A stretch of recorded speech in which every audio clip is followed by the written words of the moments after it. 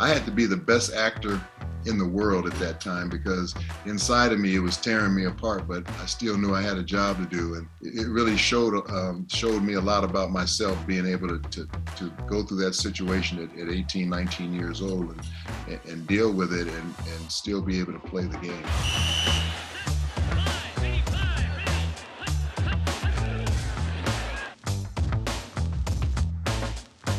Welcome back to Beyond the X's and O's. I'm Trent Dilfer, and today's guest is Warren Moon. And we get into a lot of really, really good stuff. But let's not forget what an incredible quarterback he was. So I'll just give you my perspective. So I come into the league in 1994, and like any quarterback, I want to see the guys that could really rip it.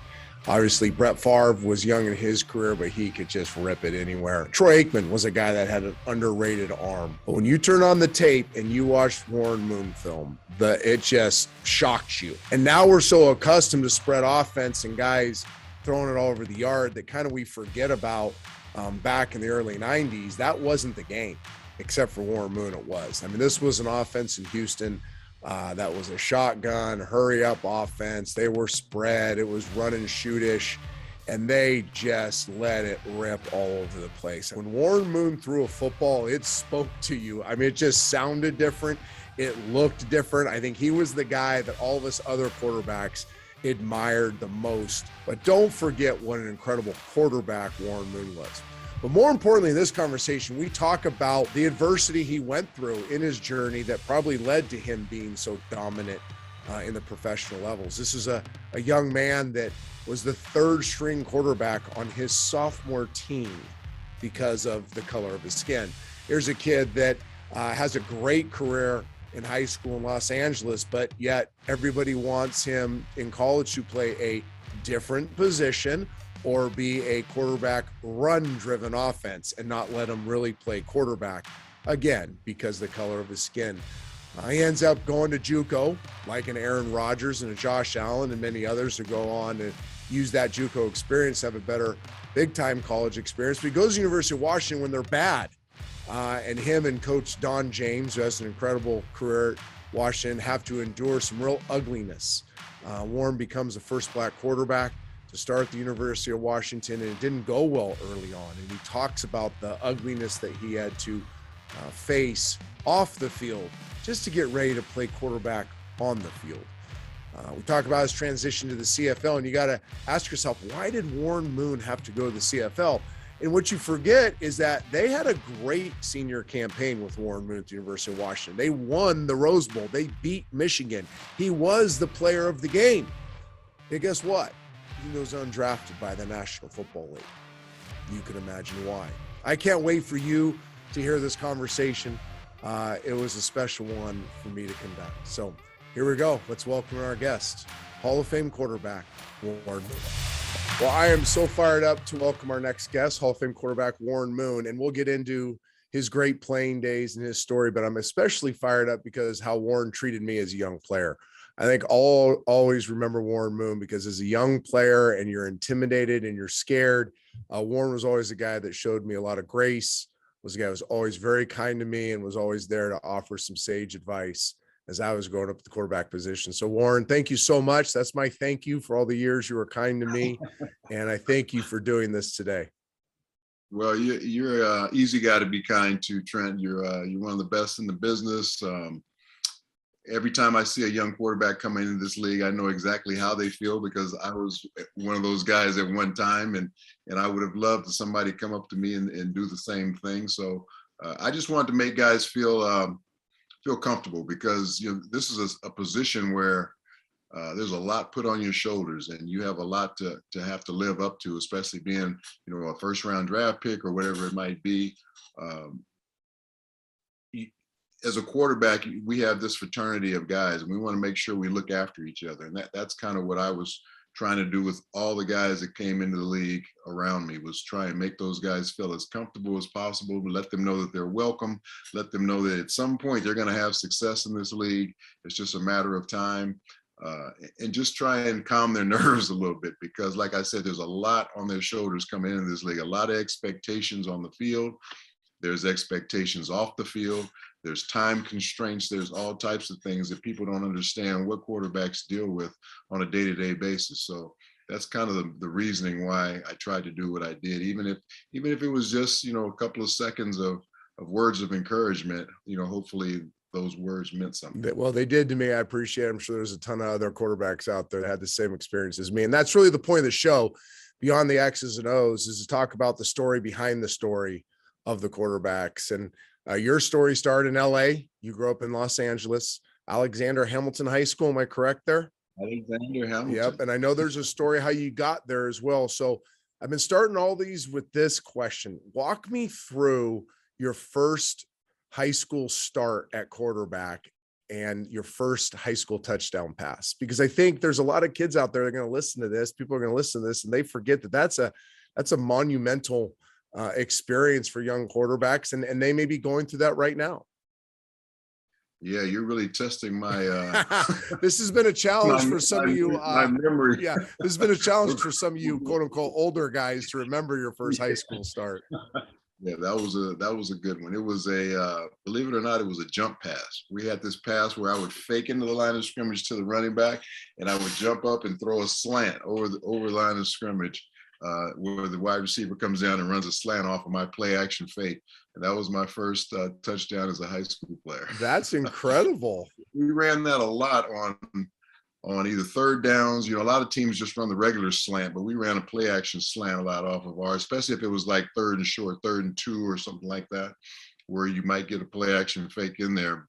And that was my first touchdown pass as a varsity 11th grader. That's amazing, because I bet you most people think like Urban Meyer and Tim Tebow made up that play, because that's kind of the signature moment, the jump pass that Tim Tebow makes. I can't remember against who, and you're sitting there probably your chair watching it going, I did that 25 years ago. That was in 1972. That's incredible. What an awesome story. So what was your high school experience like? So you went to Alexander Hamilton because you used one of your mom's friends' addresses. Am I correct there? Yes, I lived in the Dorsey. I was right on the borderline of Dorsey High School and LA High School. And at that time, Trent, it was a gang infested time as far as when I was coming up in high school. And there were rival gangs at both of those schools. I kind of lived in a neighborhood that was kind of surrounded by it all. Somehow I was able to stay away from it all because my mother just kind of kept me in things that kept me busy and really high character type stuff. Like I went to vacation Bible school in the summer. I was a Boy Scout. She kept me involved in all types of different sports. So she kept me involved in things that keep me away from all the drama that was out there in the streets. And fortunately, I was able to stay away from all that. So when it was time for me to go to high school, I really wanted to go to Beverly Hills High School, believe it or not. I used to go up there and work out all the time. They had tremendous facilities. I got to know the coaches and that up there, but I couldn't get a permit to go there because I didn't have they just weren't giving out permits to go there. So my next choice was Hamilton High School, and Hamilton was over in West LA, another good program. I knew some guys that went to school there already. So that's where I decided to go, and I couldn't get a permit there either. But I did have a family friend that lived in the neighborhood that we used her address as if I lived there. So it was kind of a little illegal what I was doing, but it worked, and nobody ever caught up to it. And then I was able to get a permit my next year, my junior year. And then I was all legal. But that first year was kind of, you were worried that somebody was going to come knocking on the door and see if you really lived there or not. And but I was so glad to go to Hamilton because it got me away from that whole gang environment. They had a really good high school program there as far as all the different sports. And it was a really good school. It was very multicultural.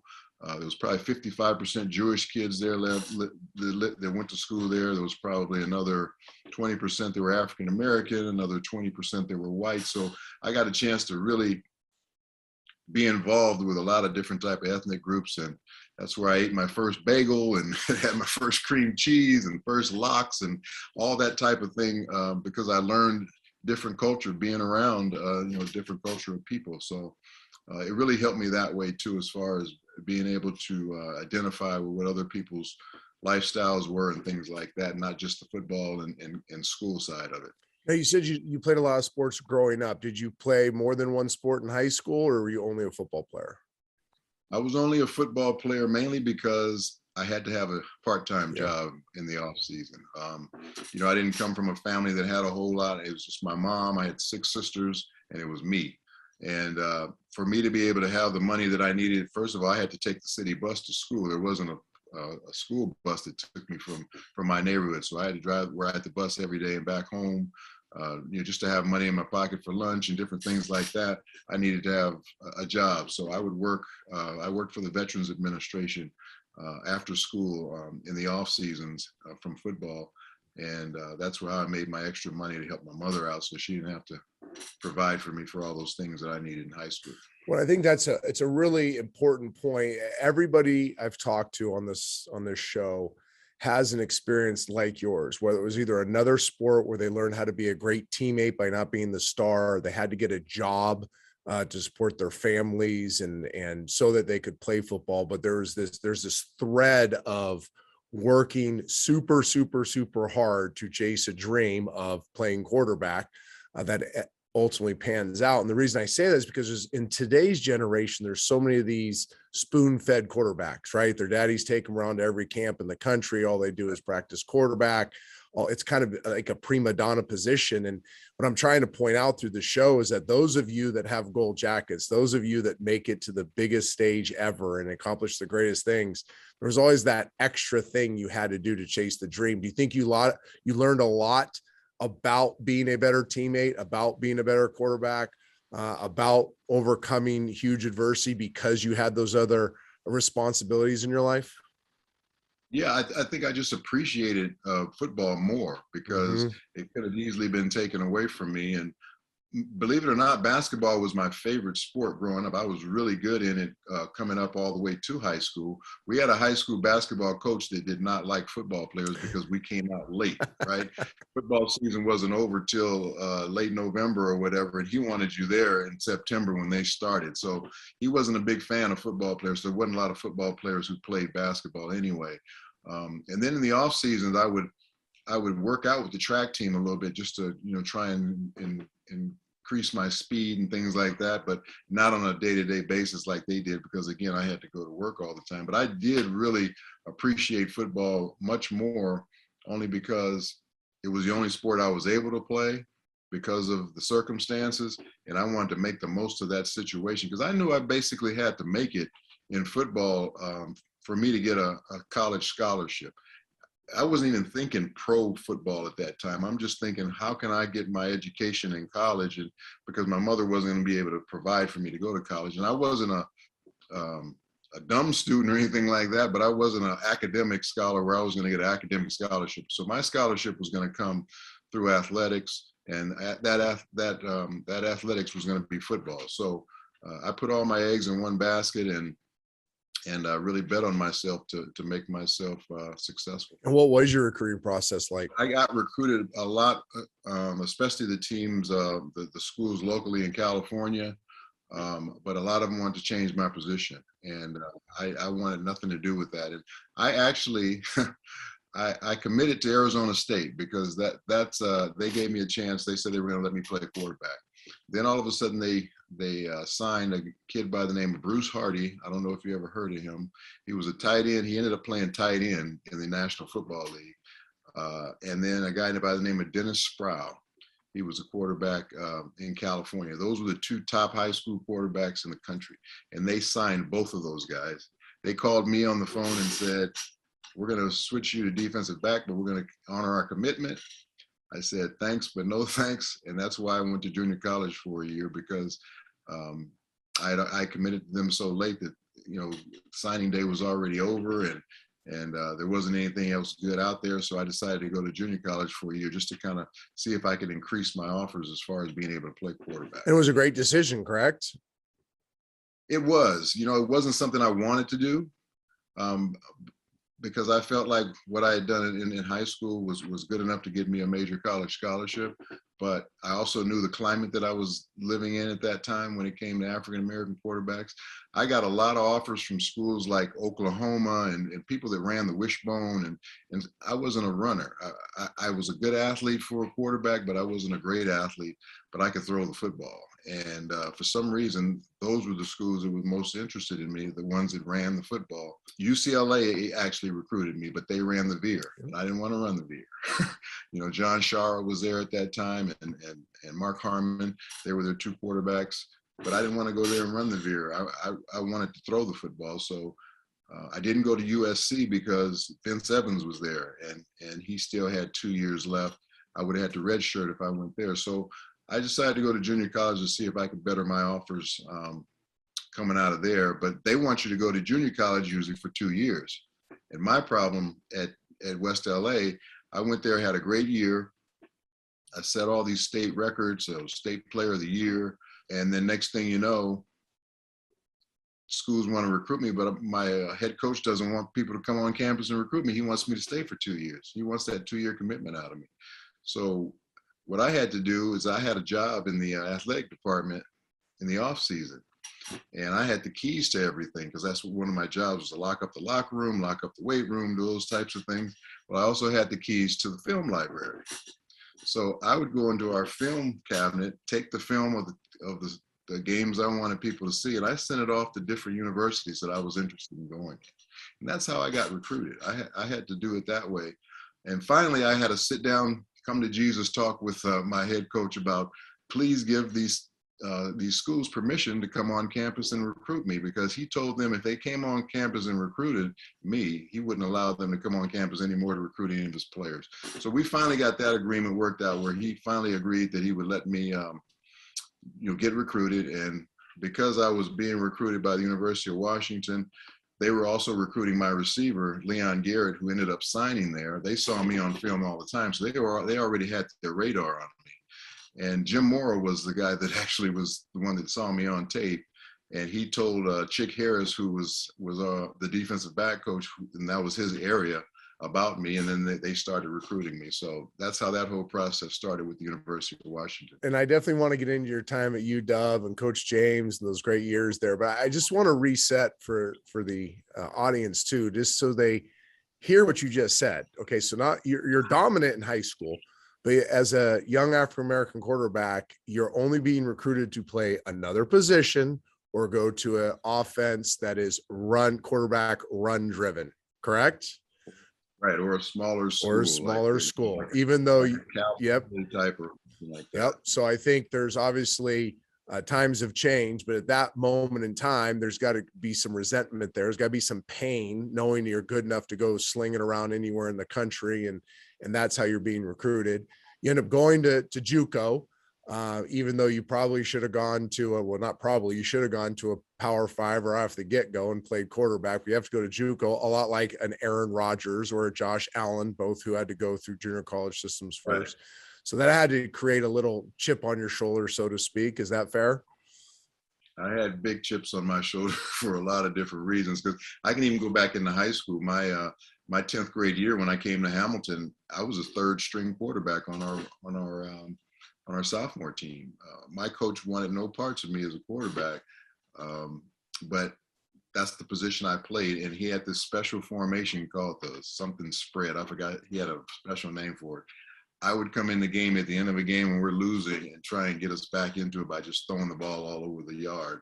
But, it was just one of those situations. That was the only time I ever played in my first year in high school. But the varsity coach, he came over to me during the off season as I was working out on the track, and and put his arm around me and said, "You're going to be my starting quarterback next year on the varsity team." And right there, my confidence level just took off. My work ethic, everything just improved to another level because somebody had confidence in me.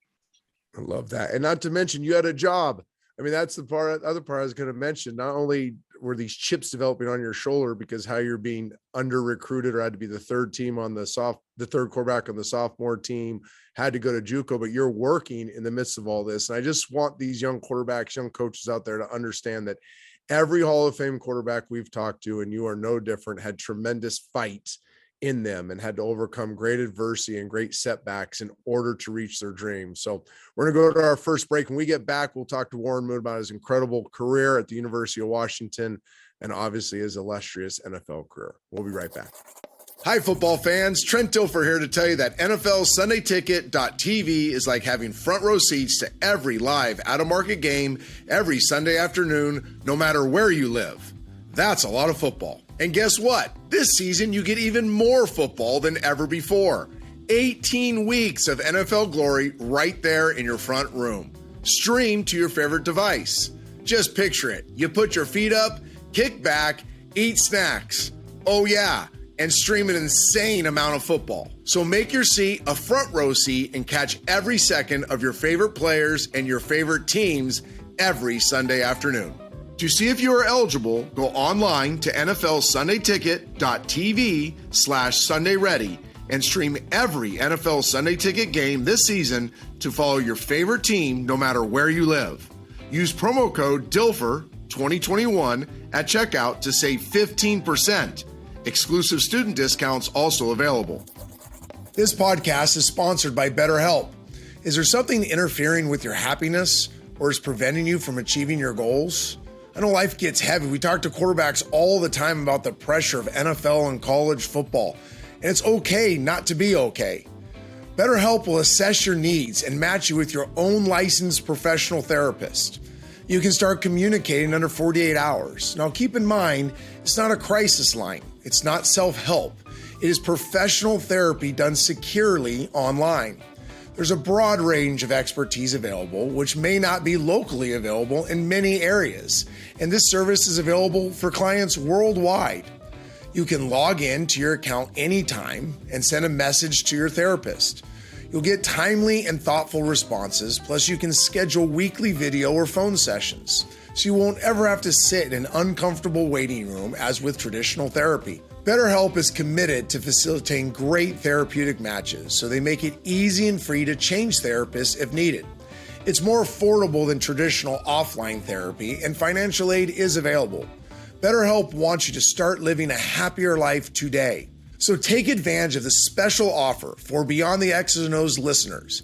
Get 10% off your first month at betterhelp.com/Dilfer. That is BetterHelp, HELP.com/Dilfer to join the over 2 million people who have taken charge of their mental health with the help of an experienced professional. My life is nuts, whether I'm coaching high school football on Friday nights, watching college quarterbacks on Saturday, or watching NFL guys rip dimes on Sunday. I am always needing that extra shot of energy, and I live on this triple shot. Starbucks Triple Shot Energy, extra strength coffee beverage in a can. That's Starbucks coffee that you love, ready to drink. 4 core flavors: vanilla, dark roast, cafe mocha, and now available in 2 zero sugar flavors, black and vanilla. So what gives you energy? Find your Starbucks Triple Shot Energy online or at your local store. Well, Warren, we talked about the high school career. We talked about a lot of the experiences in high school that helped shape you. Well, now you get this opportunity to go to the University of Washington after spending a year in junior college and convincing your junior college coach to let them come on campus and recruit you. Go anywhere you want with this, but talk to me about your experience at the University of Washington. You know, it was an opportunity for me to play big time college football, to play in the Pac-8, which it was at that time, play on the West Coast where I could still be relatively close to my family and they could come see me play from time to time, or either when we went down to LA to play, either UCLA or USC. So all those were reasons that went into my decision to go there. And the big decision was because Don James, who was my college coach, I was his first recruiting class, and he believed in me as a quarterback where a lot of other big time schools didn't. And he was going to give me a chance to compete my first year up there against a 5th-year senior who was their incumbent starter, a guy by the name of Chris Rowland. I ended up beating him out during 2-a-days. I was the first African-American quarterback to start up there. And we weren't very good. That's why Don James was coming in. They were a 2-9 team the year before. We needed to start recruiting, some athletes to really change the culture of what was going on at the University of Washington at that time. They had a lot of racial problems within the athletic department at that time as well, when Jim Owens was leaving there, the previous coach. So there was a lot going on, and we had a very, very tough schedule. We played Alabama at Alabama. We played University of Texas when they had Earl Campbell as a Heisman Trophy winner. We played Arizona State, who finished 12-0 that year. They were in the Big 12. I mean the Big 8, I think it was at that time, but they finished undefeated that season. So we had a very, very tough schedule and got off to a very slow start. And of course, with me being the new guy in town and me being and then Don James being the new coach, we took a lot of heat those first 4 or 5 weeks of the season. And then with me, I understood that quarterbacks are going to get booed when things aren't going well or whatever. But with me, it became more personal, and the stuff that was coming out of the stands, the stuff that, friends of mine that were in the stands watching, or my girlfriend at the time, who became my wife, would have to hear and get into arguments with people in the stands, about the stuff that they were saying. It just became a little bit more personal with me because of my skin color. So that's just something I had to deal with. And I think better than anybody, Trent, when you come into that huddle, like you come from the sideline to get the play, you might be the last guy into the huddle, and you got 65,000 people just booing you like crazy as you run onto the field. And then you run into that huddle and you have to look at those 10 guys in that huddle, and they're going to look in your eyes to see how this is affecting you, because you've got to be the guy that gives them the confidence that I'm going to be able to take you down the field and score regardless of what's going on in this stadium right now. So I had to be the best actor in the world at that time, because inside of me, it was tearing me apart, but I still knew I had a job to do. And it really showed me a lot about myself, being able to go through that situation at 18, 19 years old and deal with it and still be able to play the game. So I want to lean into that a little bit more, because I don't think there's going to be a single person that watches this that can say they can actually begin to understand what you went through. You're 18, 19 years old. You're going into a place that already had, as you, in your words, some racial issues inside the athletic department. You're the first Black starting quarterback at the University of Washington. Don James and you are pioneers right now, and you're hearing these just horrific things being said about you. Your loved ones are hearing these things being said about you in the stands. Now, I don't want you to have to recap any of that, but how did you deal with this outside of football? Obviously, you said you're a great actor in front of your teammates, but did you have a great support system? How brutal was this for you to have to hear these things said about you, have your loved ones tell you what's being said, knowing that you are the starting quarterback here, and you got to find a way to get up the next day and walk on campus and be in your football environment and have a certain level of poise and confidence to you? Yeah, that was probably one of the toughest stages of my life as I look back at it, that being able to navigate through that. And my roommate ended up being Leon Garrett, my receiver from West LA. He had his dad had a family friend that lived in Seattle, a family by the name of Willie and Thelma Payne, and they would invite us over for dinner after games on Sunday, just to get away from the campus, have a home cooked meal, and be in a family environment, because they had 2 sons and a daughter. And that's where my refuge became. She was in social work. She would have me come over there. Sometimes I would just lay on the couch and lay my head in her lap, and she would just rub my head, and we would just talk. And she would talk me through a lot of the stuff that I was dealing with, because I was a very introverted person. I didn't let a lot of my feelings out. And that's kind of the way I was kind of born. From the time my dad passed away when I was 7, I held a lot of my feelings inside of me. And she in a way was able to get some of those things out of me, and me be able to talk about it and make me feel a little bit better about everything that was going on. At least she kind of knew what I was dealing with, because I would tell her some of the things that I wouldn't ever tell anybody else. So that was kind of my support system, so to speak. I'd go over there on Sundays, have dinner, and then start the rest of the week out. And depending on how well things went on Saturday, that's how well our session went or how bad our session was on Sunday. So it was, like I said, it was a very tough time in my life. And I learned a lot about myself. I learned a lot about my internal toughness and what I could deal with, and then how to handle it. Handle it in a professional way where I wasn't trying to snap back at people or trying to, make the situation any worse than what it already was. I made people think that it didn't really bother me, which inside of me, like I said, it was tearing me to pieces. But it was like that old Dow commercial, never let them see you sweat, and that's kind of the way I tried to handle it. And as a quarterback, I think it really helped me down the road as a quarterback because, we play this game where all this turmoil is going on around us. And there's all this physicalness by guys, trying to tear each other's head off, and guys get emotional, and guys, they get out of character sometimes. But if your quarterback is a guy that they can always look to for that calming influence, that's something I think that's important for a football team. And I wanted to be that type of guy at the quarterback spot, that no matter what turmoil was going on, no matter what type of adversity we're dealing with, you look at Warren and see that everything's going to be okay. Juan, thanks for sharing that, because I think there's so many lessons in that, right? All young quarterbacks need that support system. Now, yours just came in I love the words you're using, turmoil. You had more turmoil than most will ever face. But you had that support system from that family that cared for you and filled up your love tank, for lack of a better term, so you can go fight the good fight during the week. To this day, Trent, we are still the closest of close as far as our friendship. She moved away to Memphis, Tennessee, where she was born. A lot of her family is, because she's kind of retired now. But I've been down there to visit her already, and she can't wait for me to come back. She's as close to me as a mom than my real mom. I call her my god mom, and she's just as close as my real mom, who's still alive, and just saw her at the family reunion, 94 years old. So I have two really strong women in my life. Oh, that's so awesome. Thanks for sharing that. When we get back from our break, we're going to talk to Warren about his draft experience, his days at the CFL, and obviously his Hall of Fame career in the NFL. We'll be right back.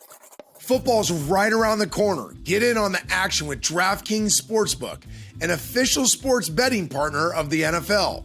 And with the NFL returning, DraftKings is giving new customers $200 in free bets instantly when you bet $1 or more on any football game. Listen up, because you don't want to miss this. Head to the DraftKings Sportsbook app now and place a bet of $1 or more on any Week 1 game to receive $200 in free bets instantly. If Sportsbook is not yet available in your state, DraftKings still has huge cash prizes up for grabs all season long with their daily fantasy contests. And for Week 1, DraftKings is giving all new customers a free shot at a $1 million top prize. Nothing adds to the excitement of watching a game quite like having a free shot at $1 million top prize. Download the DraftKings Sportsbook app now and use promo code Dilfer to receive $200 in free bets when you place a $1 bet on any football game. And get a free shot at $1 million top prize with your first deposit. That's promo code Dilfer for a limited time only at DraftKings Sportsbook, an official sports betting partner of the NFL. Must be 21 years or older, New Jersey, Indiana, or Pennsylvania only. New customers only. Minimum $5 deposit and $1 wager required. One per customer. Restrictions apply. See DraftKings.com/sportsbook for details. Gambling problem? Call 1-800-GAMBLER, or in Indiana, 1-800-9-WITH-IT. Back with Hall of Fame quarterback Warren Moon, and we've talked about the career at Washington, obviously incredibly successful, and then draft day comes, and you got to be gearing up for the draft, go chase your dreams of playing professional football. You take it from here. What was your draft experience like? I know what happened, but I want to hear it from your words. Well, first, let's go back to when I first got there, to the point where now I'm a senior. We win the Pac-8 championship. I'm the Pac-8 player of the year.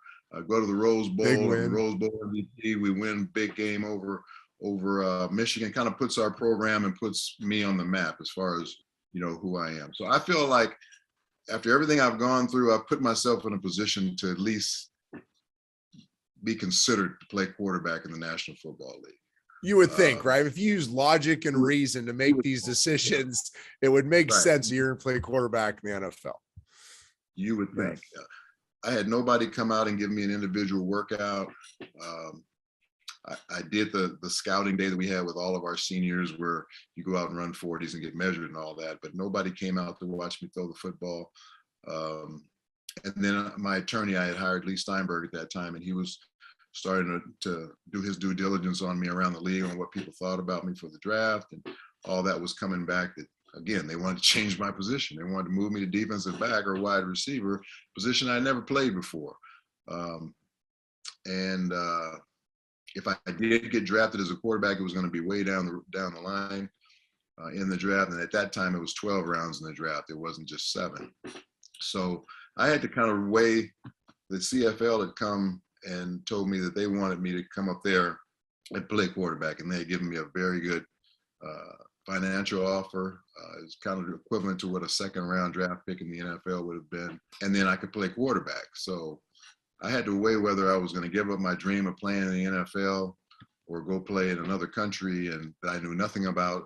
I knew nothing about the game up there as far as the rules, and I knew different players who had gone up there and played their career, like Condridge Holloway and Jimmy Jones and guys like that, but didn't know a whole lot about it, and especially didn't know a lot about Edmonton, Alberta. I didn't even know there was a province called Alberta. But, Hugh Campbell, who was the head coach at that time, came down. We had a film session and we talked, and he told me he not only thought I could be great in Canada, he thought I could be great in the National Football League. That's what he thought about me at that time. And so I went through the pros and cons with Lee as we sat down and decided Canada was the place for me to go if I wanted to continue to play quarterback, because that's the position I loved. I had been successful at every level of football that I had played as a quarterback, whether it was Pop Warner, high school, junior college, major college, and I felt like I could play pro football. It was just a matter of being given the opportunity. So they were giving me the opportunity, and I was going to take that. So that's what I did. I went to Canada. I had to give them an answer early because the NFL draft was 6 weeks after what the Canadian commitment date was. So I committed to them, and instead of wanting to be drafted on NFL draft day, now all of a sudden I don't want to be drafted because I want to be a free agent if I ever decide to come back. I don't want some team to be holding my rights for the amount of time that I might be in Canada. So I was praying and had my fingers crossed and everything that I wouldn't get drafted on draft day, and I wasn't.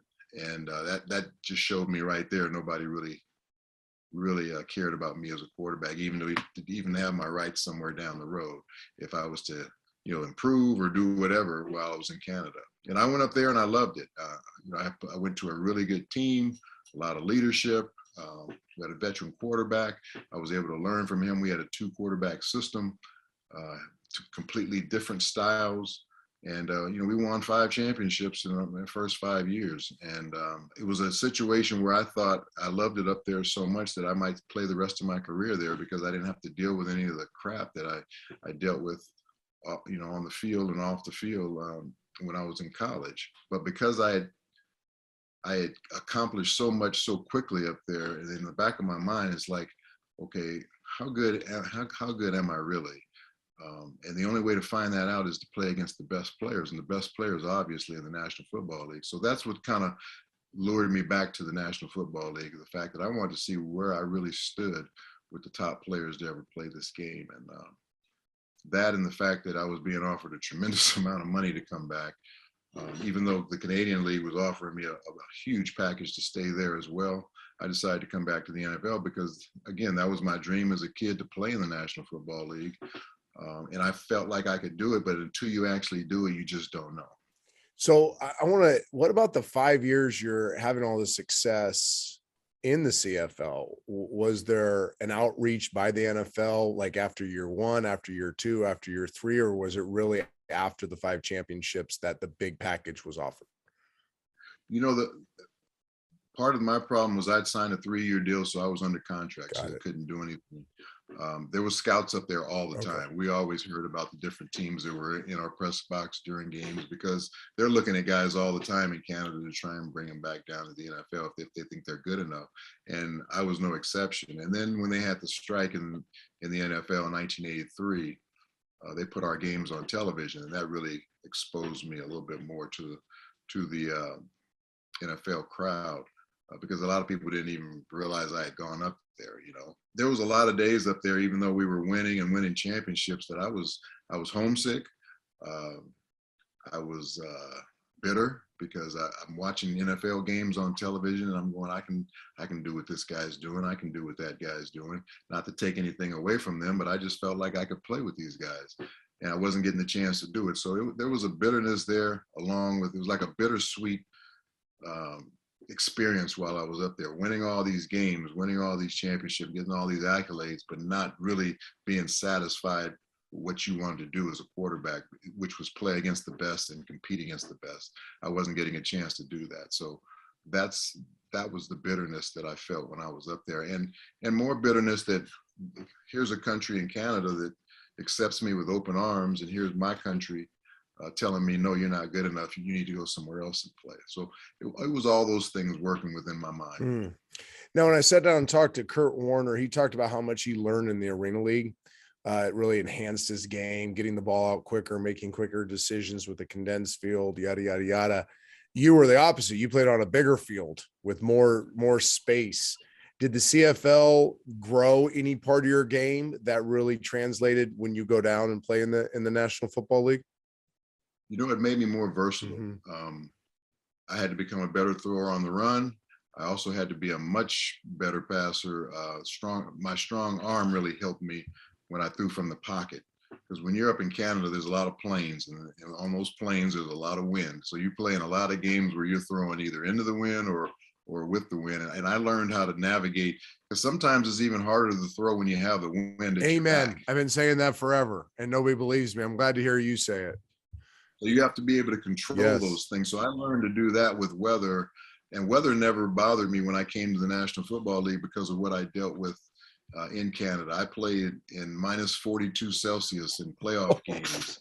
I played with extreme wind and rain, and so all those things made me a better player. But I think I was just more versatile. So I felt like whatever offense you put me in, I was going to be productive in it, and that's kind of how it happened in the NFL. No matter what team or what team I played with or what offense I was in, I adapted to it because I had a lot of versatility in my game. Love that.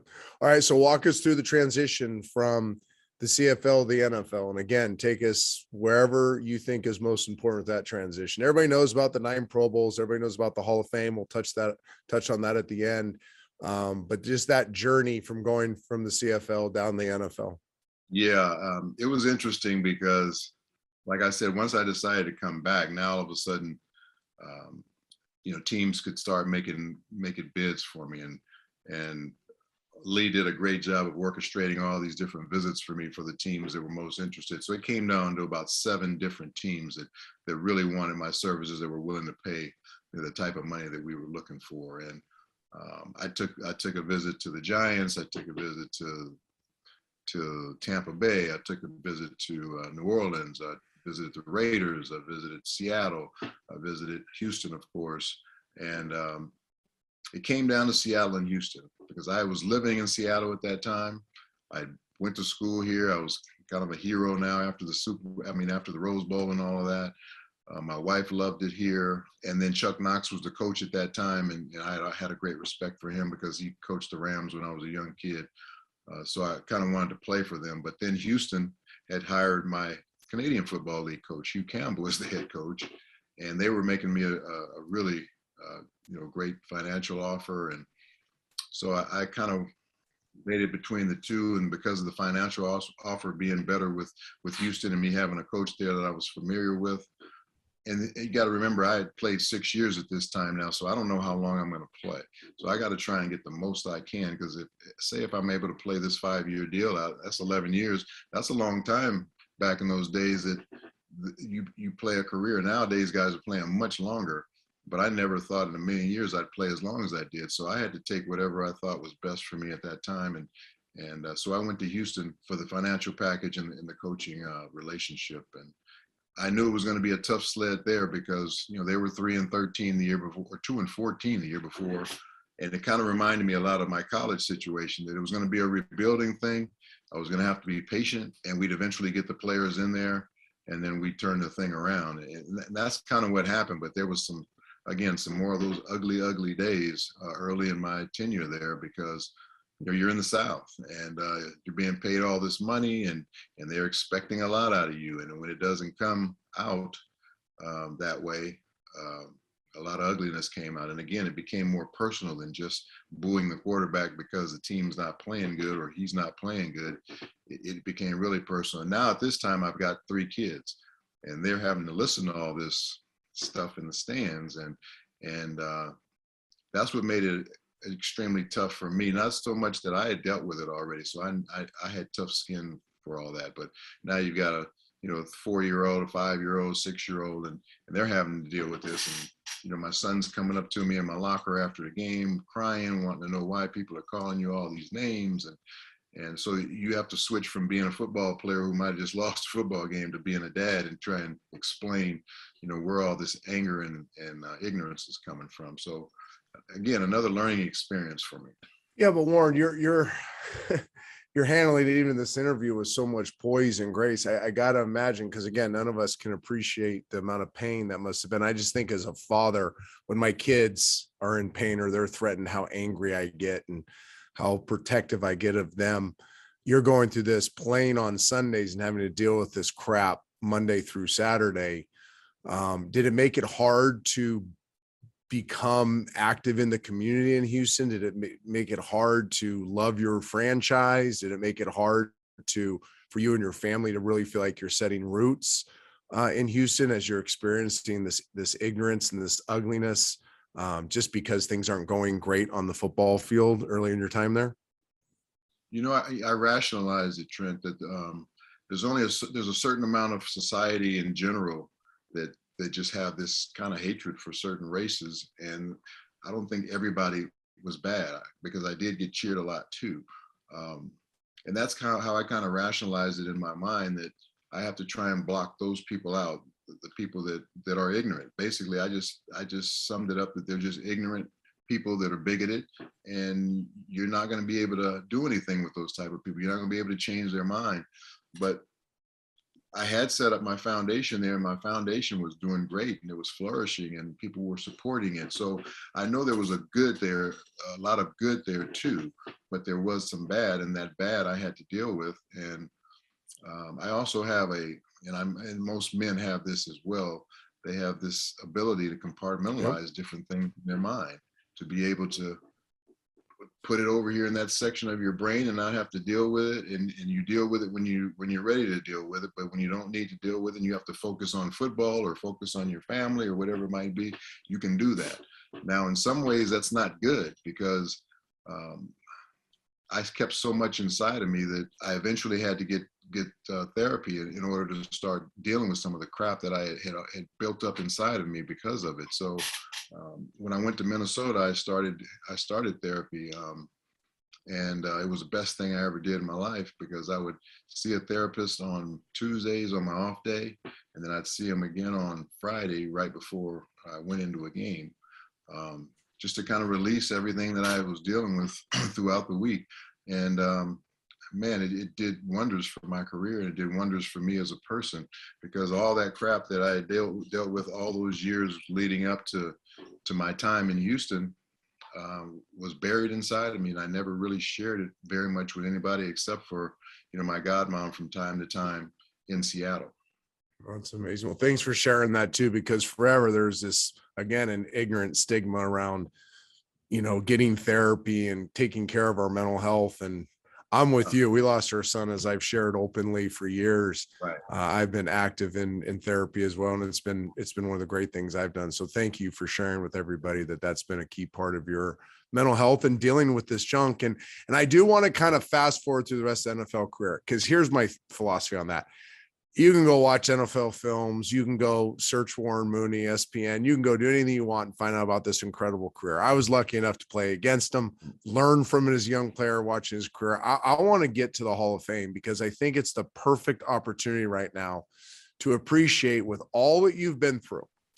And let's go back again. A summary for the audience.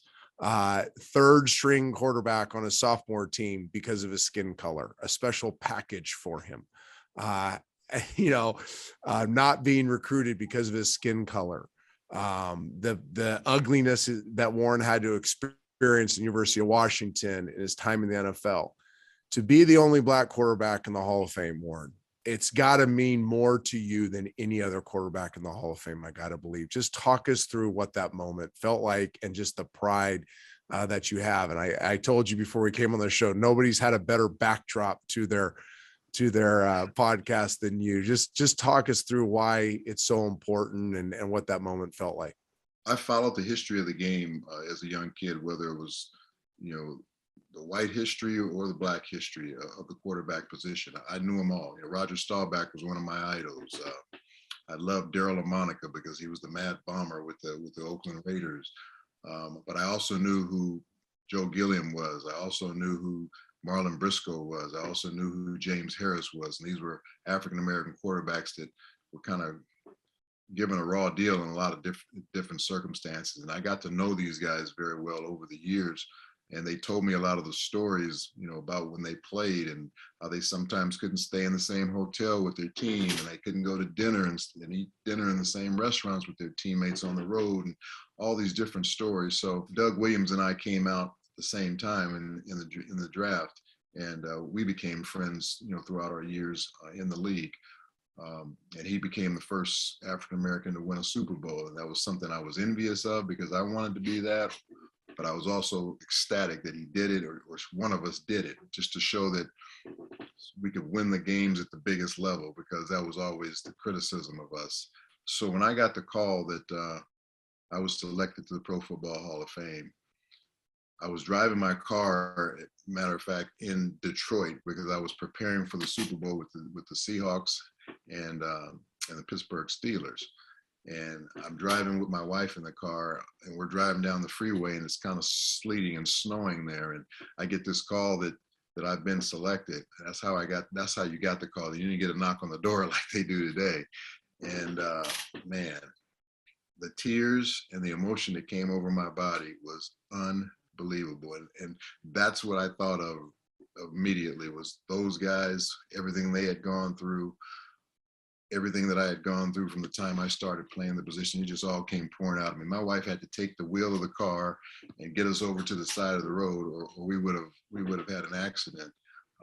But it was the most emotional moment that I've had as an adult when I got that phone call that day. So yeah, what a tremendous honor, and something that you don't even think about when you're playing the game ever.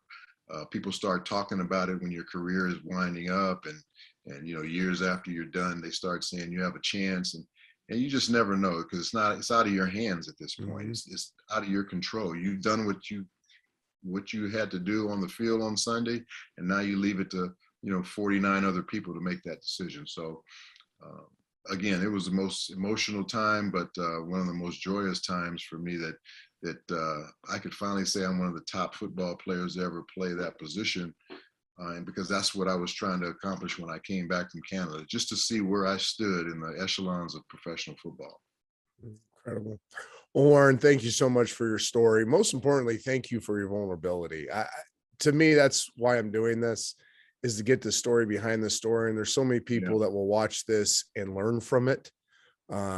So you don't get to this stage with anybody unless they go through a tremendous amount of adversity. Everybody has their own different adversity, and I like to think that life basically is about 80% adversity. It's how you deal with it every day. Whether it's, I have a headache, how do I deal with that headache? I have a flat tire, how do I deal with that flat tire? I'm late for work, how do I deal with when I get there? All the different things that you have to deal with adverse wise, how do you deal with that stuff? And fortunately, I was able to deal with it enough to get myself a picture like that behind me. Amen, brother. Well, that's the perfect way to end the show. Thank you for your time, Warren. Appreciate you more than you know. All right, Trent. Thank you, brother. Talk to you down the road. All right. See you, brother. Well, thanks again to Warren Moon. What an incredible conversation. It does not shock me that yet another Hall of Fame quarterback wanted to talk about the adversity that he faced on his journey as much as anything else. All you young quarterbacks, it's not an easy path. Be careful what you ask for, because you just might get it. And to get it, you're going to have to face a lot of adversity that you've learned by all these Hall of Fame quarterbacks that spent time with us. We look forward to seeing you next week.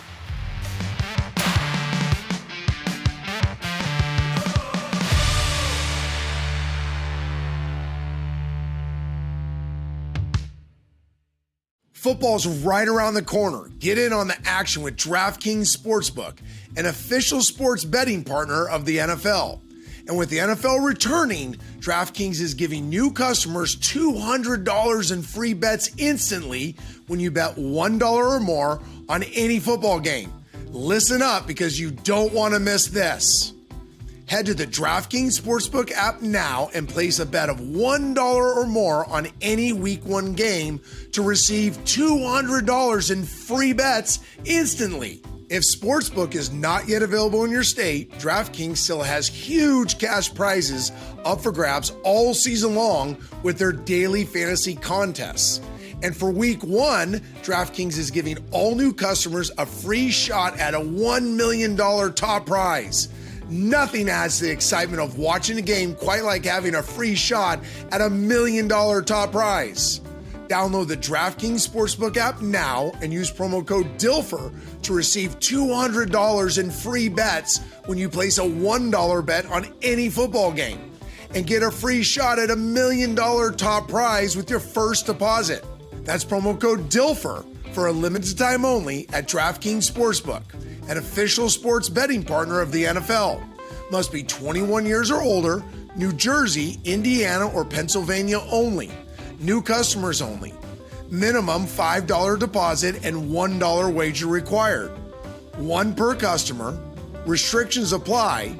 See DraftKings.com/sportsbook for details. Gambling problem? Call 1-800-GAMBLER, or in Indiana, 1-800-9-WITH-IT.